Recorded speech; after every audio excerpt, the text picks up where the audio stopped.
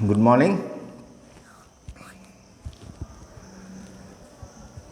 2007 में बहुत ज़्यादा बारिश हुई,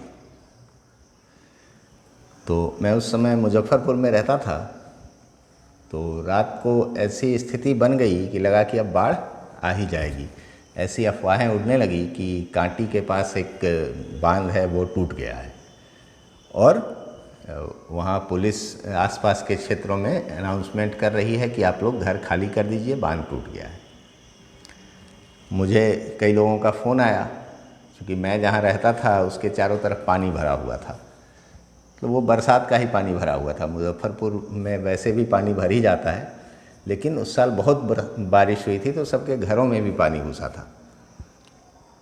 तो वो रात थी जिसमें बहुत तेज़ बारिश हो रही थी, लगातार हो रही थी। तो मुझे कई लोगों का फ़ोन आया कि तुम लोगों को वहाँ से निकलना है तो हम लोग आके मदद करते हैं, वहाँ से निकल जाओ। क्योंकि मेरा जो घर था वो अगर बांध टूटता कांटी वाला, तो उसका पानी पहले मुजफ्फरपुर शहर में घुसते ही वो हमारे ऊपर ही प्रभाव डालता। पहले हम शुरुआत में ही रहते थे।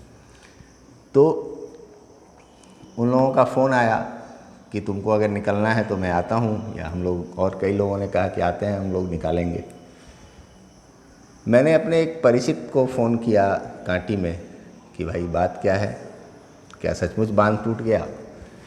तो उसने बताया कि नहीं, बांध के भीतर एक रिंग बांध होता है, मुख्य बांध के भीतर वो छोटा बांध होता है, तो वो टूटने की स्थिति में है। और अनाउंसमेंट एक हुआ है कि ऐसी स्थिति है, आप लोग सतर्क रहें, ज़रूरत पड़ने पर हो सकता है कि आपको जगह खाली करना पड़े। मतलब एक सावधानी के तौर पर वो अनाउंसमेंट हुआ था। तो मैं निश्चिंत हो गया। मैंने बोला कि अगर ऐसा कुछ अनाउंसमेंट हो तो एक बार फ़ोन कर दीजिएगा, समय मिलेगा 1-2 घंटे का, हम लोग निकल जाएंगे। तो उन्होंने कहा कि ठीक है, हम फ़ोन कर देंगे। रात बीत गई, किसी तरह बहुत बारिश हुई। सुबह जब अखबार आया तो उसमें हेडलाइन दिया हुआ था पहले पृष्ठ पर ही कि डुमरी में बांध टूटा, बूढ़ी गंडक का। मतलब जिस बांध के टूटने की बात मैं कर रहा था, उसके टूटने की खबर अखबार में आ गई। अखबार रात में 10 बजे तक छप जाता है, और मैंने करीब 11 बजे बात किया था वहाँ। तो सुबह अखबार में ये चीज़ आ गई। पूरे मुजफ्फरपुर शहर के लोग पूरी रात, क्योंकि उनको भी कहीं ना कहीं से ये पता चलता रहा, या स्टेशन वगैरह पर अखबार जल्दी आ जाया करता है, तो किसी ने पढ़ा होगा। तो ये पूरे मुजफ्फरपुर शहर में बात फैल गई कि बांध टूट गया है, और पूरी रात लोग अपने ग्राउंड फ्लोर के सामान फर्स्ट फ्लोर पर चढ़ाते रहे। अफरा तफरी की स्थिति बनी रही पूरी रात। और वो पानी, मुजफ्फरपुर ऐसे ही परेशान रहता है पानी से, उसमें लोग परेशान रहे पूरी रात, जबकि बांध नहीं टूटा था। तो हम बात कर रहे हैं समाचार पत्रों के बारे में कि समाचार पत्रों का दुरुपयोग भी हो जाता है, या उससे कई बार ऐसी चीज़ें क्रिएट हो जाती हैं, बन जाती हैं कि लोगों में अफवाह फैल जाता है, अफरा तफरी मच सकती है। इसका कारण ये है कि समाचार पत्र को एक आधिकारिक रूप से जो बात उसमें कही गई है उसको एक माना जाता है कि ये सही ही होगा। ये जिम्मेदार लोग इस काम को करते हैं तो वो गलत नहीं लिखेंगे, उसको एक आधिकारिक जरिया माना जाता है सूचना का। तो लोग उस पर विश्वास कर लेते हैं। तो समाचार पत्र की मैं बात कर रहा हूँ कि समाचार, एक दिन मैंने बोला भी था कि समाचार पत्र या जो चीज़ें संचार के और भी माध्यम हैं, उनका क्या लाभ और क्या हानि हो सकता है। तो समाचार पत्र पढ़ने के अनेक लाभ हैं। समाचार पत्र बड़ा ही महत्वपूर्ण चीज़ है। इतना इलेक्ट्रॉनिक मीडिया के आने के बाद भी टीवी में इतने समाचार के चैनल हैं, इंटरनेट पर इतने सारे वेबसाइट हैं जो समाचार देते हैं, इसके बाद भी आपके घर में जो अखबार आता है उसका एक अलग ही महत्व है। उसका महत्व क्या है कि एक तो आदत है कि अखबार सुबह आना है, उसको पढ़ना है, तो उसमें विस्तार से आपके सामने वो रखा रहता है। उसमें ना नेट की स्पीड की ज़रूरत होती है, ना छोटे स्क्रीन पर पढ़ने की मजबूरी होती है। आप आराम से उसको बार बार पढ़ सकते हैं। तो ख़ास करके जो बड़े बुज़ुर्ग हैं वो पसंद करते हैं पढ़ना, जो शांति से समाचार जानना चाहते हैं। तो वो बड़ा महत्वपूर्ण एक लोगों की आदत में शामिल है। तो सबसे पहले जो मैंने बात कही वो उसके खराबी की ओर था कि समाचार पत्र से क्या खराबी हो सकती है, कैसी स्थितियां उत्पन्न हो सकती है, उसके और भी उदाहरण मैं दूंगा। लेकिन जो अच्छी चीज़ें हैं वो ये है कि समाचार पत्र एक माध्यम है और बहुत पुराना माध्यम है जो आज तक प्रासंगिक बना हुआ है, तो जाहिर है वो महत्वपूर्ण है। तो जो हम न्यूज़ समाचार जानते हैं या हम तक जो सूचनाएं पहुंचती हैं उसका एक सशक्त और विश्वसनीय माध्यम है माना जाता है समाचार पत्र। अब उसमें अच्छी चीज़ें क्या होती हैं? मैंने शुरुआत बुरी चीज़ से की थी, क्योंकि पहले भी मैं बात कर चुका हूँ इन चीज़ों पर, तो आज मैंने सोचा कुछ आपसे ऐसी ही बातें करूँ। तो उसमें अच्छी चीज़ें क्या होती हैं? एक तो समाचार उसमें होता है विस्तार से, तो हम उसको पढ़ते हैं, रोज़ पढ़ते हैं, तो एक आदत बनती है पढ़ने की। हमारा एक वो दिनचर्या में शामिल हो जाता है कि अखबार आएगा उसको पढ़ लेना है। जो आपके पसंद की खबर होती, जैसे बच्चे ज़्यादातर बच्चे मतलब जो थोड़ा बड़े बच्चे हैं, खेल वगैरह में जो रुचि रखने लगे हैं, एकदम छोटे बच्चे तो नहीं रख पाते हैं ज़्यादा, वो कार्टून वगैरह ढूंढते हैं उसमें या छोटी कविताएं वगैरह ढूंढते हैं। लेकिन जो थोड़ा बड़े बच्चे हैं वो स्पोर्ट्स न्यूज़, खेल समाचार वाला पन्ना पहले पलटते हैं कि इसमें क्या क्या दिया है। जो और थोड़े बड़े हैं जो कंपटीशन वगैरह की तैयारी कर रहे हैं, तो वो एडिटोरियल पढ़ते हैं। एक बार समाचार तो पढ़ते ही हैं, चूँकि करंट अफेयर्स एक ऐसा विषय है जो हर प्रतियोगी परीक्षा में पूछा जाता है, तो उसके लिए अखबार पढ़ना ज़रूरी है। ताज़ा तरीन जो समाचार हैं उनके बारे में ठीक से जानकारी होना ज़रूरी है, तो वो उसको पढ़ते ही हैं। साथ में उसमें संपादकीय होता है या कई तरह के लेख होते हैं जो बीच के पन्नों पर होते हैं, वो पढ़ना रुचिकर होता है और ज्ञानवर्धक भी होता है। उसमें ज़बरदस्त ज्ञान का भंडार भरा होता है, क्योंकि अलग अलग प्रसिद्ध लोग, विद्वान लोग उसमें लिखते हैं। कोई ऐरा गैरा वहाँ तो लिख नहीं सकता है एडिटोरियल पेज पर। एक तो संपादक का होता है, उसके अलावा जो महत्वपूर्ण लोग हैं, जो ख्याति प्राप्त लोग हैं, उनसे भी लिखवाया जाता है उस पन्ने के लिए। तो अलग अलग विषय जो चल रहे होते हैं उनके बारे में लिखा होता है। आपने पढ़ा है, अपने स्कूल में अंग्रेजी और हिंदी दोनों तरह के अखबार आते हैं, तो आप लोगों को मैंने देखा है कई बार पढ़ते हुए।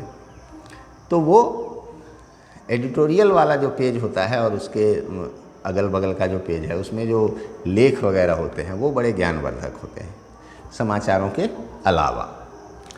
तो अगर इनको पढ़ने की आदत हो जाती है तो आप बाकी चीज़ें भी पढ़ेंगे। आपको लंबी चीज़ें पढ़ने की एक बार आदत हो गई तो आप किताबें भी पढ़ लेंगे। अक्सर होता क्या है कि हमारा दिमाग आजकल ख़ास तौर से हो गया है कि हम 4 लाइन 5 लाइन के स्टेटस पढ़ते हैं, 1 लाइन 2 लाइन के ही ज़्यादा, लेकिन 4 लाइन 5 लाइन के फेसबुक पोस्ट पढ़ते हैं छोटे छोटे। उसमें कुछ कॉमेडी, कुछ अजीबोगरीब बातें होती है जो इंटरेस्टिंग ढंग से लिखी जाती हैं, हम उनको पढ़ करके खुश होते हैं। तो हमारी आदत धीरे धीरे, या व्हाट्सएप पर जो मैसेजेस घूमते रहते हैं, तो वो हमारी आदत में शामिल होता जा रहा है। तो अभी के समय में समाचार पत्र पढ़ना और महत्वपूर्ण है, ताकि आप बड़े बड़े समाचार पढ़ें, एडिटोरियल्स पढ़ें, जो संपादकीय होते हैं, जो लेख होते हैं वो पढ़ें, या किसी भी समाचार के बारे में जो विस्तृत जानकारी होता है वो पढ़ें। तो उससे हमें लंबा पढ़ने की आदत होगी। लंबा पढ़ने की आदत होगी तो हम अपने किताब में तो आप मजबूरी में किताब पढ़ लेते हैं कि होमवर्क मिलता है, पढ़वाया जाता है, परीक्षा देना है उस पर, तो वो एक मजबूरी सी होती है कि चलिए इसको तो पढ़ना ही है। लेकिन इसके अलावा जीवन जीने के लिए बाकी का ज्ञान भी चाहिए, बाकी की चीज़ें भी जाननी ज़रूरी है। तो उसके लिए पढ़ने की आदत होना बहुत ज़रूरी है, जो हमें समाचार पत्र करवा सकता है, वो आदत हमारे अंदर ला सकता है। जिससे कि हमारी रुचि किताबें पढ़ने में भी जगेगी। तो एक ये हो गया फ़ायदा। इसके अलावा जो जागरूकता फैलाना या किसी तरह का अवेयरनेस जिसको हम लोग कहते हैं, उन सब के लिए समाचार पत्र एक अच्छा माध्यम है।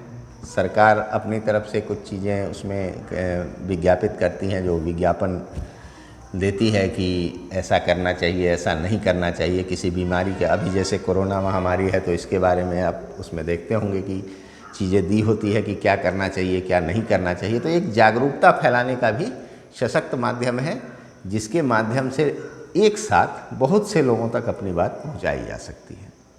तो इसलिए भी समाचार पत्र महत्वपूर्ण है। और विज्ञापन की बात आई, कल मैंने विज्ञापन की बात की थी।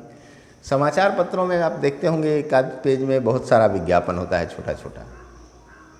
तो वो कई प्रतिष्ठान वाले, जो व्यावसायिक प्रतिष्ठान वाले लोग होते हैं, जो बिजनेसमैन होते हैं, वो अपना प्रचार करते हैं। सरकारें भी अपनी योजनाओं के बारे में बताती हैं।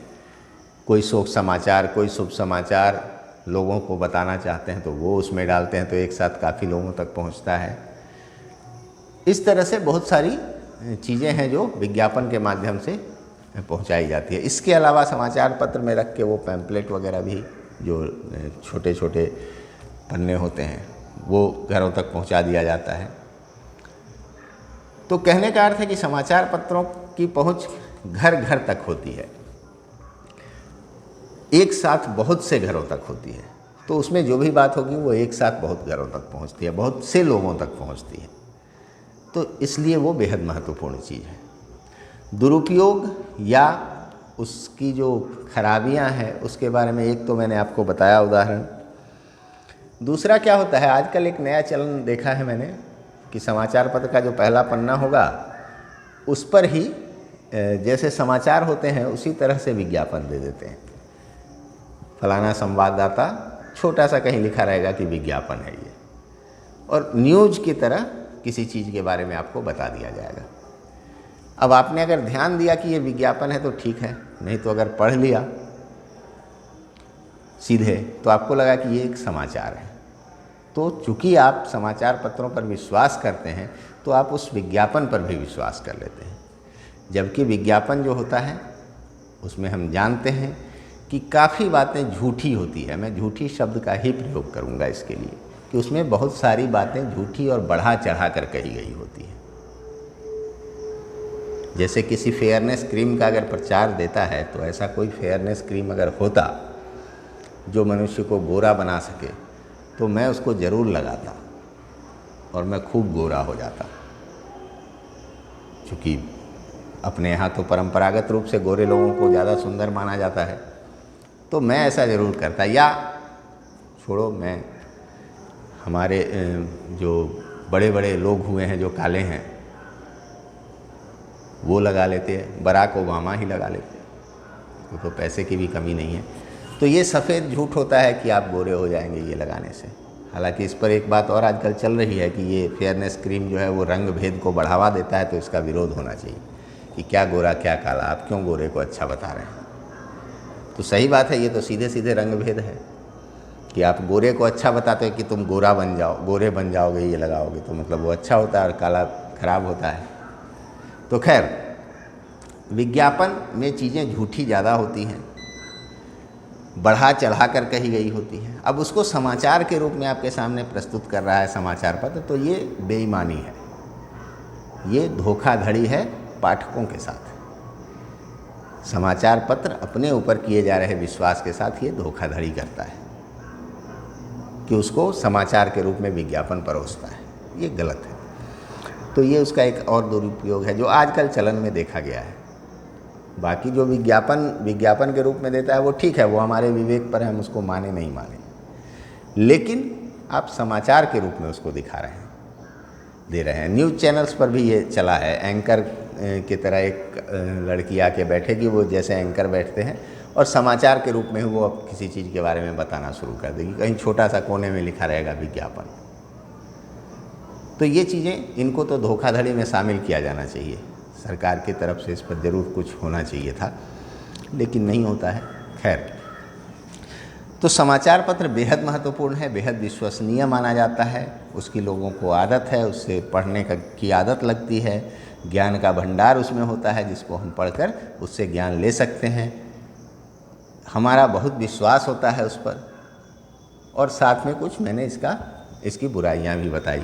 तो हमारा काम है हम उससे अच्छी चीज़ें ले लें, बुराइयों को छांट दें, हम मक्खन निकाल लें, मट्ठा हटा दें। ये हमारे विवेक पर निर्भर करता है। तो पढ़ना ज़रूर चाहिए हमें, इससे पढ़ने की आदत होती है और हमारे चरित्र का अच्छा ही निर्माण होता है इससे, क्योंकि हम पढ़ना शुरू करेंगे तो फिर बाकी चीज़ें भी पढ़ेंगे। दूसरा एक और चीज़ है हमारे जीवन में, पढ़ने के अलावा पढ़ना बेहद महत्वपूर्ण है। अब्राहम लिंकन ने अपने बेटे के हेडमास्टर को चिट्ठी लिखी, तो उसमें कहा कि आप मेरे बेटे को किताबों के जादू के बारे में बताइए, उसको सोचना सिखाइए। बड़ी अच्छी चिट्ठी थी, कभी इस पर मैं विस्तार से बात करूंगा, या आपको कहीं मिले तो पढ़िएगा। राष्ट्रपति थे अमेरिका के अब्राहम लिंकन, उन्होंने एक चिट्ठी लिखी थी अपने बेटे के स्कूल में। तो उन्होंने एक लाइन उसमें कहा कि उसको आप किताबों के जादू के बारे में बताइए, किताबें कैसा जादू करती हैं, किताबों में कितना जादू छिपा है। जादू का मतलब कि उसमें जो ज्ञान है, अगर आप उसको पढ़ेंगे तो आपको क्या नहीं पता हो जाएगा, आपका दिमाग खुल जाएगा, आपके अंदर इतना ज्ञान भर जाएगा कि आपके लिए चीज़ें आसान और साफ दिखाई देने लगेंगी। आपको ऐसी चीज़ों के बारे में पता चलेगा जिनके बारे में आपने सोचा नहीं था। तो वो अद्भुत होता है। तो किताबें पढ़ना चाहिए। समाचार पत्र से शुरू किया हमने, किताबें भी उस आदत को आगे बढ़ाते हुए शुरू करना चाहिए पढ़ना। जो भी किताब मिले, अच्छी किताबें, खराब किताबें नहीं, कि अच्छी और ख़राब किताबें उपलब्ध हैं मार्केट में, लेकिन अच्छी किताबें, हम ऐसे हज़ारों किताबों का नाम जानते हैं, हम सभी जानते हैं, जो सामने दिखे तो समझ में आएगा कि ये अच्छी किताब है, उस लेखक का नाम ज़रूर कहीं ना कहीं सुना होगा। तो वैसे लोगों की किताबें पढ़िए जिनको आप जानते हैं कि ये अच्छे लेखक के रूप में जाने जाते रहे हैं, उनको पढ़िए। इससे लाभ ही लाभ है, हानि कुछ नहीं है। उसमें ऐसी कोई बात नहीं मिलेगी आपको जो आपको नुकसान करे, उसमें ज्ञान ही ज्ञान होगा अच्छी किताबों में।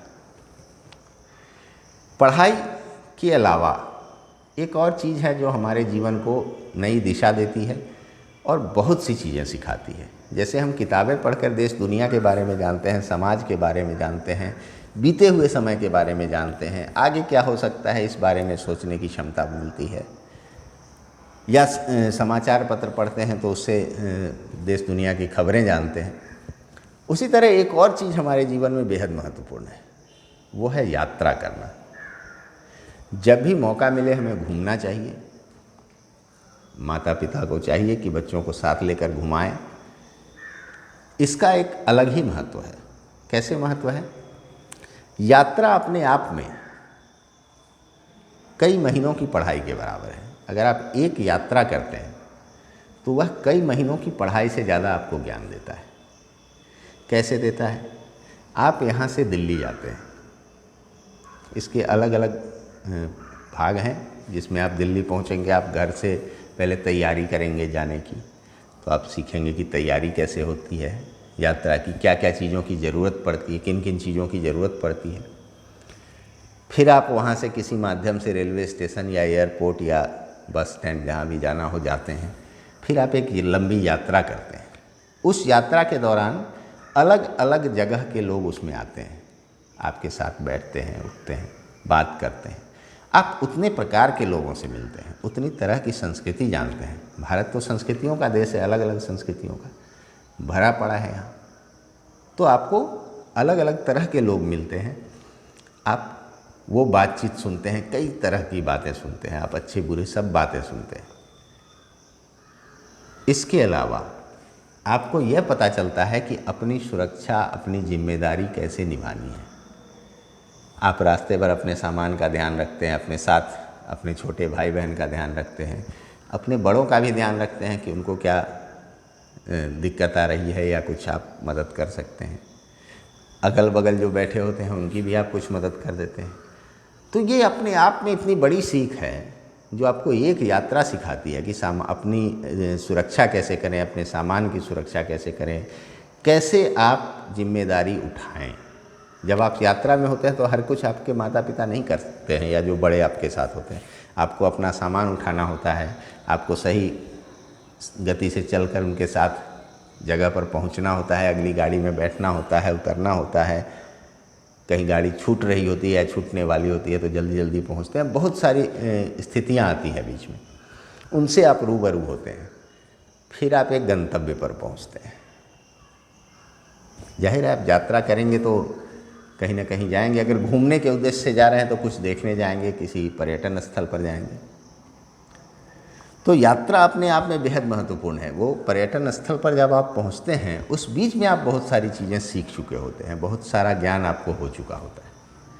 तब आप उस गंतव्य पर पहुंचते हैं, उस पर्यटन स्थल पर पहुंचते हैं जहां आप जो देखने आए हैं उसको देखते हैं। उसका एक अलग महत्व है।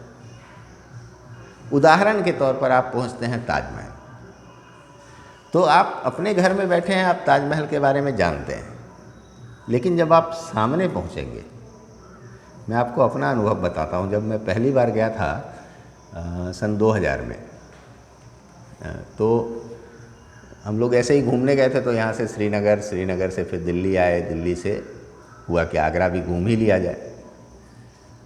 तो हम लोग मतलब उसमें हम लोग इतने नादान थे उस समय तक कि ये नहीं पता था कि दिल्ली से आगरा की दूरी कितनी है, और उसमें इंटरनेट वगैरह की सुविधा थी नहीं, मोबाइल वगैरह की। तो मुझे लगा कि रात भर में पहुंचेंगे दिल्ली से आगरा। तो हम लोगों ने ऐसे प्लानिंग किया था कि होटल वगैरह में नहीं रुकना पड़े, रात ट्रेन में कट जाए, दिन में घूम लें, फिर रात ट्रेन में, तो खर्च कम आता। हम लोग हज़रत निजामुद्दीन से ट्रेन पकड़ के गए तो 3 घंटे में पहुँचा दिया आगरा। अब वहाँ हम लोग चक्कर में पड़ गए कि कहाँ जाए, तो हम लोग स्टेशन पर ही हम लोगों ने रात बिताई। सुबह जब हम लोग ऑटो करके वहाँ से ताजमहल पहुँचे, तो ऑटो वाले ने जहाँ उतारा तो लगा कि इसने तो ठग लिया, ताजमहल तो कहीं दिखाई ही नहीं दे रहा है। तो लोगों से पूछा, बोला उधर से जाइए। तो आगे गया तो ताजमहल में जब तक आप उसके ठीक सामने नहीं पहुँचते हैं गेट पर, तब तक आपको पता नहीं चलेगा कि अंदर क्या है। तो उस गेट पर जब पहुँचे तो सामने दिखा ताजमहल। वहाँ से एक दूरी थी जो फ़ोटो में हम लोग देखा करते थे, तस्वीरों में, वो बीच वाला लाइन गैलरी जैसा, और उस किनारे पर ताजमहल। तो उसकी जो भव्यता वहाँ जाकर दिखाई दी, वो किताब में या तस्वीर में या टीवी पर नहीं दिखाई देता। तो एक अलग सा ही अनुभव हुआ। फिर हम लोग जब उसमें घुसे तो टिकट वगैरह की जो प्रक्रिया थी वो हुआ। फिर वहाँ जाने के बाद जब आप उस चीज़ को देखते हैं, छूते हैं, तो आपको महसूस होता है कि ये कितना पुराना है, कैसे बना होगा। तरह तरह के सवाल आपके मन में आएंगे कि इतना बड़ा बड़ा स्लैब कैसे चढ़ा होगा ऊपर, ये गुंबद कैसे बना होगा। आपकी जिज्ञासा जोर मारती है। तो आप किसी भी पर्यटन स्थल पर जाएंगे तो एक अलग तरह का आनंद आपको मिलेगा। एक तो आपको लगेगा कि आप उस जगह पर हैं जहाँ कभी 500 साल पहले किसी ने इसको बनवाया, यहाँ कहीं वो बैठा होगा, कहीं इधर चल रहे होंगे लोग, इधर काम हो रहा होगा। ये एक अनुभूति आपको रोमांचित करेगी। उसके बाद आप उसकी सुंदरता देखेंगे, कलाकृति को देखेंगे, वो रोमांच आएगा, वो आनंद आएगा आपको, और आपके मन में अनेक जिज्ञासा उत्पन्न होगी। आप किसी न किसी से पूछेंगे। वहाँ जगह जगह जो ऐतिहासिक स्थल होते हैं वहाँ तो लगाया हुआ होता है उसके बारे में, उसको आप पढ़ते हैं, चीज़ों को देखते हैं। फिर वहाँ आपको और बहुत सारे लोग दिखते हैं, देशी विदेशी हर तरह के लोग दिखते हैं। आपने उससे पहले कभी अंग्रेज़ों को नहीं देखा होता है, या अमेरिकन्स को नहीं देखा होता है, या कोरियंस को नहीं देखा होता है आमने सामने, या जापानीज़ को नहीं देखा होता है। वो सब आपको आपके आसपास घूमते मिलेंगे। उसमें से कोई आपको बोलेगा कि एक फ़ोटो क्लिक कर दीजिए प्लीज़। मेरे साथ अक्सर हुआ है, मैं जहाँ भी घूमने गया हूँ फ़ोटो ज़रूर खिंचवाया मुझसे किसी न किसी ने।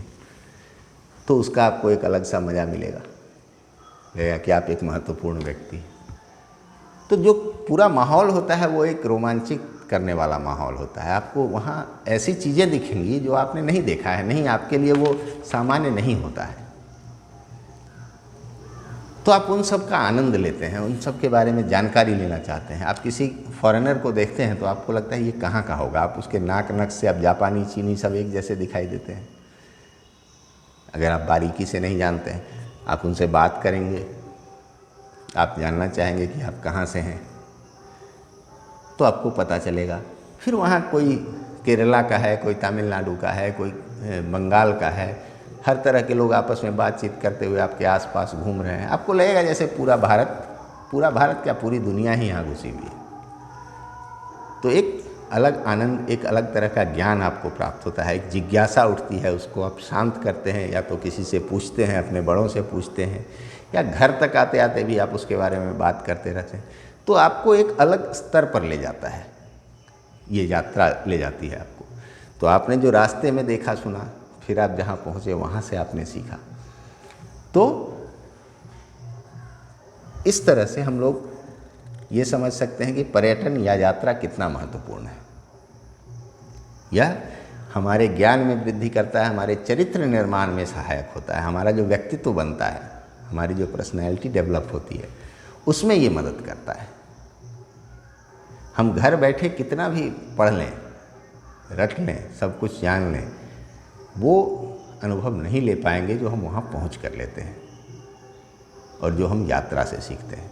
तो किताबों के बाद हम यात्रा को भी उतना ही महत्व दें, और जहाँ तक हो सके घूमना चाहिए। राहुल सांकृत्यायन ने तो घुमक्कड़ शास्त्र लिख दिया, घूमने के महत्व उसको अगर आप पढ़ लेंगे तो मन होगा कि झोला उठा के अभी चल दिया जाए। उन्होंने इतने बेहतरीन ढंग से उसको और रुचिकर ढंग से बताया है। लहासा की ओर जो 9th में है, वो तो उसकी एक झलक है, वो उस किताब से असल में नहीं है, लेकिन एक यात्रा वृत्तांत ही है। लेकिन जब आप घुमक्कड़ शास्त्र पढ़ेंगे तो उसमें घूमने की जो फ़ायदे हैं, उसके प्रति जो उनकी सोच है, वो बहुत अच्छा है। वो आप प्रभावित हो जाएंगे उससे, आपका मन होगा कि घूमना है। तो इसलिए जीवन में जब भी मौका मिले पर्यटन जरूर करें, किताबें पढ़ें, समाचार पत्र पढ़ें, समाचार देखें। समाचार देखें का मतलब जो चैनल्स हैं बहुत सारे वो मत देखें, वो काम भर देखें, थोड़ा बहुत जानने के लिए ताज़ा तरीन समाचार, और वो बार बार दोहराते रहते हैं तो बहुत देर देखने की ज़रूरत नहीं है। आप अंग्रेजी और हिंदी समाचार पत्र पढ़िए। अच्छे जो समाचार पत्र हैं, जैसे इंटरनेट पर कई ऐसे समाचार पत्र, पता नहीं उनका अपना वेबसाइट है या नकली है, उस पर अजीबोगरीब समाचार आते रहते हैं, तो उनको नहीं पढ़िए। इंडियन एक्सप्रेस पढ़िए, द हिंदू पढ़िए, स्टेट्समैन पढ़िए, टाइम्स ऑफ इंडिया पढ़िए, इधर आपका दैनिक भास्कर है, और अभी नाम याद नहीं आ रहा है। दैनिक भास्कर एक अच्छा अखबार है। तो ऐसे बहुत सारे हैं जो अभी भी माने जाते हैं कि अच्छे हैं। एडिटोरियल के मामले में द हिंदू, स्टेट्समैन वगैरह का बहुत बढ़िया माना जाता है, तो वो आप पढ़िए। उससे आपको अलग अलग नज़रिया समझने को मिलेगा, देखने को मिलेगा। तो कुल मिलाकर आज जो हमने बातचीत की उसका निष्कर्ष ये है कि हमें समाचार पत्र पढ़ना चाहिए। उसका जो एडिटोरियल वाला भाग होता है वो ज़रूर पढ़ना चाहिए। उसको इतना बड़ा देख के छोड़ नहीं देना चाहिए कि अरे इतना कौन पढ़ेगा, उसको ज़रूर पढ़ना चाहिए। हिंदी अखबार के साथ साथ अंग्रेजी अखबार भी पढ़िए। पहले हिंदी पढ़िए, फिर अंग्रेजी पढ़िए, आपकी भाषा अच्छी हो जाएगी। किताबें पढ़िए, हिंदी की किताबें खूब पढ़िए, पहले अंग्रेजी की भी पढ़िए, और घूमिए, जितना हो सके उतना घूमिए। छुट्टियों में जब भी मौका मिले ज़रूर आप अपने माता पिता को कहिए, जितना जिससे जहाँ संभव हो। आपने बोध गया नहीं देखा है तो आप एक बार बोध गया घूम लीजिए, पटना घूम लीजिए, जहाँ आपसे संभव हो वहीं घूमिए। ज़रूरी नहीं है कि आप पूरा देश भ्रमण कर लीजिए, वो जब आप बड़े होंगे, आप नौकरी करेंगे या व्यवसाय करेंगे, आप सक्षम होंगे तब घूमिएगा। अभी जो छोटे मोटे जगह, हर एक परिवार इतना सक्षम नहीं होता है कि आपको लेके पूरा देश घुमा दे, तो जहाँ हो सके थोड़ा बहुत ही सही वो घूमना चाहिए। और किताबें पढ़िए, समाचार पत्र पढ़िए। आज की क्लास का यही संदेश है, यही मोरल है। तो हम लोग इसको ख़त्म करते हैं। अब आधा घंटा लगभग होने वाला है, मेरा बंद हो जाता है अचानक से, तो इसको ख़त्म करते हैं। धन्यवाद।